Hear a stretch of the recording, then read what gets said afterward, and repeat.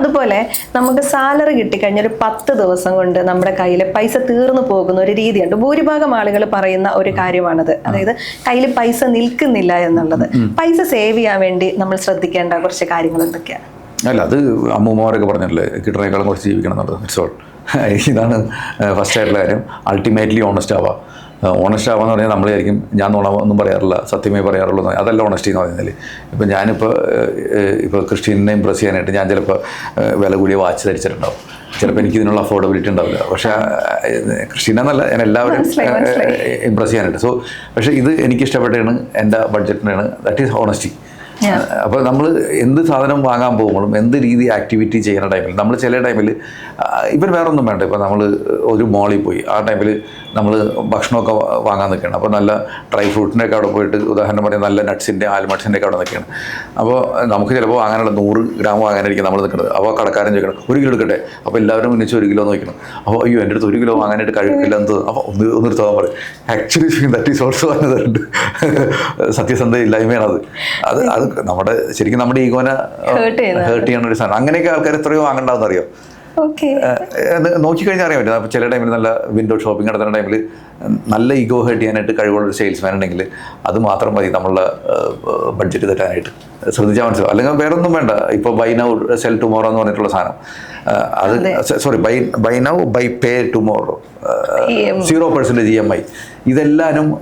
പിന്നെ ഇനി അടുത്ത കാര്യം വെച്ചാൽ ഇപ്പോൾ അപ്പോൾ ഇതെല്ലാവരും പിന്നെ നമ്മൾ അടുത്ത ഇതെന്ന് പറഞ്ഞാൽ ഇപ്പോൾ ഇത് കൂടുതലും യങ്സ്റ്റേഴ്സിനായിരിക്കും പൈസ നിന്നിട്ട് പോകുന്നു എന്ന് പറയുന്ന ആൾക്കാർ. അത് കൂടുതലും വെച്ചാൽ നമ്മൾ പ്രലോഭിപ്പിക്കുന്ന ഇഷ്ടമായ സാധനങ്ങളാണ്. ഇപ്പോൾ പണ്ടൊക്കെ നമ്മൾ ഓൺലൈൻ പർച്ചേസ് നടത്തുന്ന ടൈമിൽ നമുക്ക് ഫോണാണെന്നുണ്ടെങ്കിൽ ഫോണിൻ്റെ മുഴുവൻ പൈസ നമുക്ക് കാണാൻ പറ്റും. ഇതിന് ഒരു 1,20,000 രൂപയാണ്. ഇപ്പം അങ്ങനെയല്ല. കമ്മ 10,000 rupees EMI എന്നാണ് പറഞ്ഞത്.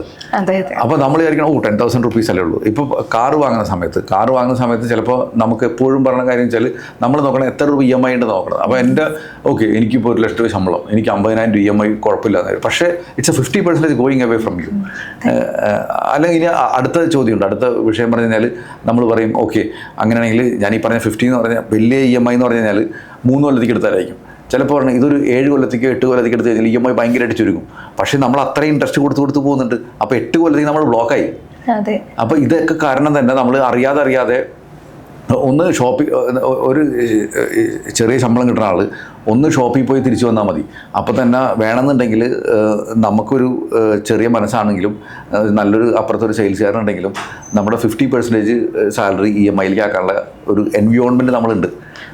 അപ്പോൾ ഇത് തന്നെ മതി. എന്താ പറയുക, 10 ദിവസം കഴിഞ്ഞാൽ സാലറി തീർന്നു. 10 ദിവസത്തിലാണെങ്കിൽ ഇത്തിരി ടു മച്ച്. ഒരു 25 ദിവസം വരെയൊക്കെ നിർത്തി കഴിഞ്ഞാൽ ഇല്ല അല്ലേ?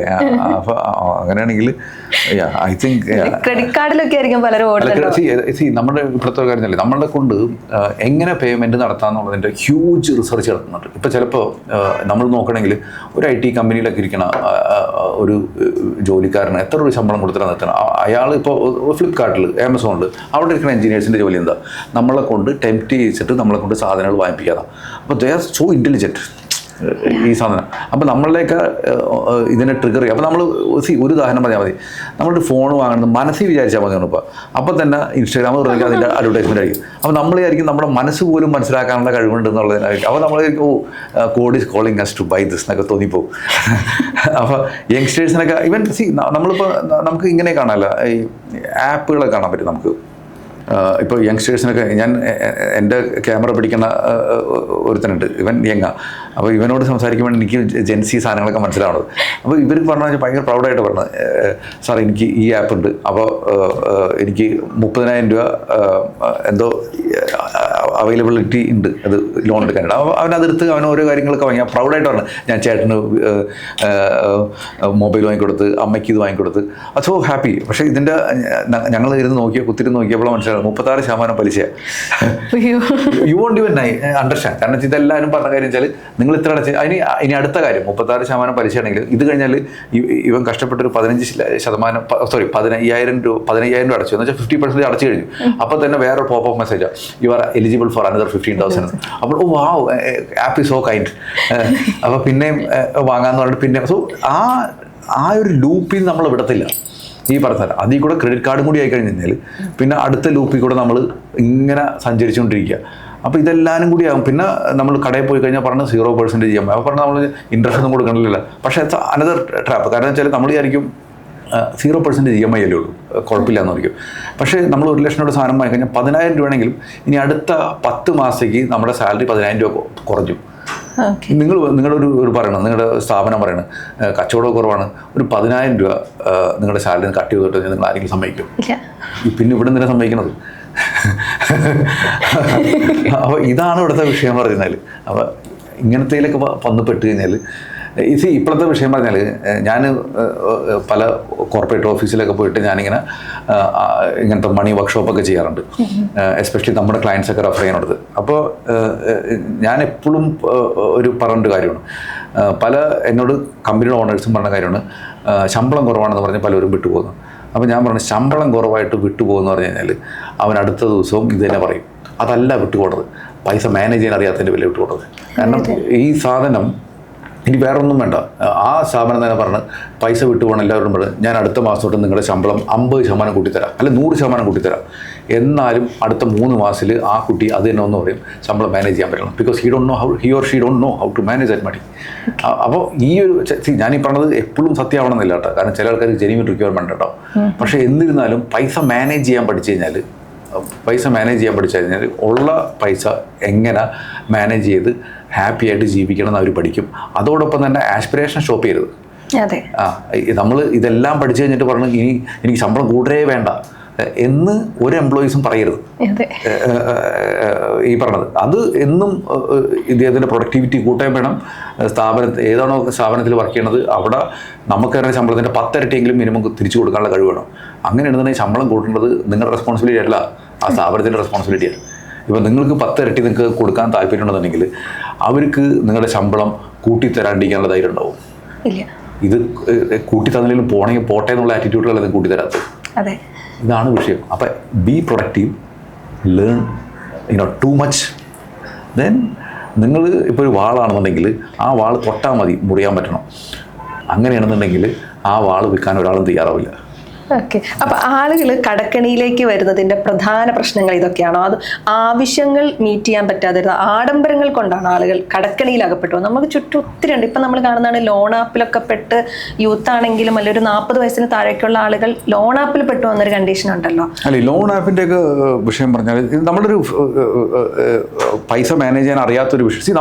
ഞാൻ ഇതെല്ലാം പറയുമ്പോഴും പറയണ ഒരു ഒത്തിരി ഔട്ട്ലയേഴ്സ് ഉണ്ട്. ചിലർ ഗതികേടിന്റെ പേരിൽ ചെന്ന് പെട്ടവരുണ്ട്. ഇപ്പൊ ചിലപ്പോൾ പാരൻസിന് കട ഉണ്ടായിട്ടുണ്ടാവും, ആ കുട്ടി ആദ്യമേ ആ കടം ഏറ്റെടുക്കേണ്ട ഒരു സിറ്റുവേഷൻ വന്നു. അതൊന്നും നമുക്ക് പറയാൻ പറ്റില്ല. അങ്ങനെയും ഒരു സെറ്റ് ഓഫ് ആളുകളുണ്ട്. പക്ഷേ കൂടുതൽ ആൾക്കാരും ഫസ്റ്റ് ജനറേഷൻ കടക്കാരും കൂടുതലും വരുന്നത് ഈ ഒരു ഈ ടെംപ്റ്റേഷന് പോയിട്ട് ചെന്ന് പെട്ടിട്ടാണ്.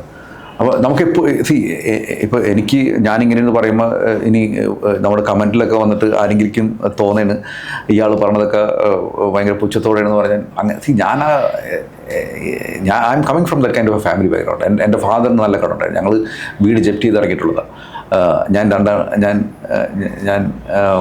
5ാം ക്ലാസ്സിലൊക്കെ പഠിക്കുന്ന ടൈമിൽ. പക്ഷേ എൻ്റെ അച്ഛനും അമ്മയും വൃത്തിയായിട്ട് പണിയെടുത്തതിൻ്റെ പേരിൽ ആ കഷ്ടപ്പാട് ഞാൻ അനുഭവിച്ചിട്ടില്ല. ഇപ്പോൾ പലരും പറയും ഈ പട്ടിണി കിടന്നത്. ഞാൻ പട്ടിണി കിടന്നിട്ടില്ല. എനിക്ക് ചെറുപ്പത്തിൽ തുടങ്ങിയിട്ട് നല്ല തടിച്ച് കൊടുത്തിരുന്ന കുട്ടിയായിരുന്നു. കാരണം I never had A food problem at home. അങ്ങനത്തെ കടവും ഞങ്ങൾക്ക് ഉണ്ടായിട്ടില്ല. അത് കാരണം എൻ്റെ അച്ഛനും അമ്മയും ടേക്കണ റെസ്പോൺസിബിലിറ്റി ഈ പറഞ്ഞ ഒരു സിറ്റുവേഷൻ. അപ്പോൾ കാരണം ഇപ്പം ഈ കടം വീട്ടുന്നത് ഞാൻ പറഞ്ഞു കഴിഞ്ഞാൽ നമ്മൾ ചില സിനിമയൊക്കെ ഉണ്ട്, പടയപ്പയിലൊക്കെ, അതിൻ്റെയൊക്കെ ഒരു പാട്ട് കഴിയുമ്പോഴേക്കും സ്വർണ്ണഖനി കിട്ടുന്നു, പടയപ്പ പണക്കാരനാവുന്നു, ഇതൊക്കെ ഉണ്ടാവും. അല്ലെങ്കിൽ വിദ്യാഭ്യാസത്തിൻ്റെ ആണെന്നുണ്ടെങ്കിൽ പക്ഷേ എന്ന് പറയുന്ന സിനിമ എനിക്കൊന്നും ഇഷ്ടം പറയും. ഒരു പാട്ട് കഴിയുമ്പോഴേക്കും മോഹൻലാൽ IAS ഓഫീസറാവും. ഇതേമാതിരി സിനിമയിൽ നടക്കില്ല. കാരണം എൻ്റെ അച്ഛൻ ഈ കടം തുടങ്ങിയിട്ട് ഞാൻ ജനിച്ചെന്ന് തുടങ്ങിയൊരു കടം ഉണ്ടെന്നാണ് എൻ്റെ അറിവ്. ഓക്കെ, എന്നിട്ട് കടം വീട്ടിയത് ഞാൻ MBA പഠിക്കുള്ളൂ. അപ്പോൾ എത്ര ടൈം എടുത്ത് ഇത് he had committed his life to ഈ പറഞ്ഞ കടം വീട്ടാനായിട്ട്. അപ്പോൾ അച്ഛൻ്റെ എത്ര ബാല്യം പോയിട്ടുണ്ടാവും ഈ പറഞ്ഞ സാധനത്തിന് വേണ്ടിയിട്ട്. ഒരു കടം വന്നു കഴിഞ്ഞാൽ ഇങ്ങനെയൊക്കെ തന്നെ എല്ലാവരും വീട്ടുന്നത്. അപ്പോൾ ഇതിന് കുറച്ച് പണിയെടുക്കണം, കുറച്ച് ലൈഫിൽ നമ്മൾ കുറച്ചും കൂടിയും ഒന്ന് അഡ്ജസ്റ്റ് ചെയ്ത് ജീവിക്കണം. അപ്പോൾ അതെല്ലാം പിന്നെ definitely entire family has to work together. ഇതിൽ പലപ്പോഴും പറ്റിപ്പോണെന്ന് വെച്ചാൽ ഒരാളുടെ മാത്രം റെസ്പോൺസിബിലിറ്റി ആവും. അങ്ങനെയല്ല, entire family has to adjust with that ഈ ഒരു സിറ്റുവേഷനിൽ വന്നു കഴിഞ്ഞാൽ. അപ്പോൾ ചില ടൈമിൽ നമ്മൾ ചിലപ്പോൾ നമ്മുടെ പെങ്ങളെ കല്യാണം കഴിച്ചു കൊടുക്കണം. ആ ടൈമിൽ ബ്രദറിനോ അല്ലെങ്കിൽ ഫാദറിനോ കടമുണ്ടെന്നുണ്ടെങ്കിൽ അതനുസരിച്ചിട്ട് പെങ്ങളും എൻ്റെ family has to arrange that way. അപ്പോൾ ചില വീട്ടിലൊന്നും അങ്ങനെ നടക്കില്ല. അപ്പോൾ അല്ലെങ്കിൽ ചിലപ്പോൾ നമുക്ക് ചിലപ്പോൾ ഇന്നത് വാങ്ങാനായിട്ട് എനിക്ക് ഇപ്പോൾ ചില യങ്സ്റ്റേഴ്സ് പിള്ളേർ എനിക്കും ഇപ്പോൾ 3.5 ലക്ഷമുള്ള റോയൽ എൻഫീൽഡ് എടുത്തേ പറ്റുള്ളൂ. ഇതെല്ലാവരും നമ്മൾ കൺട്രോൾ ചെയ്യേണ്ടി വരും. സോ ഞാൻ ഇപ്പോൾ ഈ പറയുമ്പോൾ ഞാൻ വിത്തും എന്നിട്ട് ഞാൻ ഈ പറഞ്ഞത് ഇപ്പം ഞാൻ നിങ്ങളുടെ ഫാമിലി മെമ്പറാണെങ്കിൽ ഞാനിങ്ങനെ സംസാരിക്കുന്ന രീതിയിലാണ് പറഞ്ഞത് കേട്ടോ. അല്ലാതെ എനിക്ക് ഇത് കേട്ടിട്ട് ആരെങ്കിലും ഇത്തിരിയെങ്കിലും ഇൻസ്പിറേഷൻ കിട്ടിയിട്ട് നന്നായി കഴിഞ്ഞാൽ അത്രയും സന്തോഷം. ചിലർക്ക് ചിലപ്പോൾ ഇത് പറയണത് ചിലപ്പോൾ ഈഗോനെ ഹേർട്ട് ചെയ്യുമായിരിക്കും.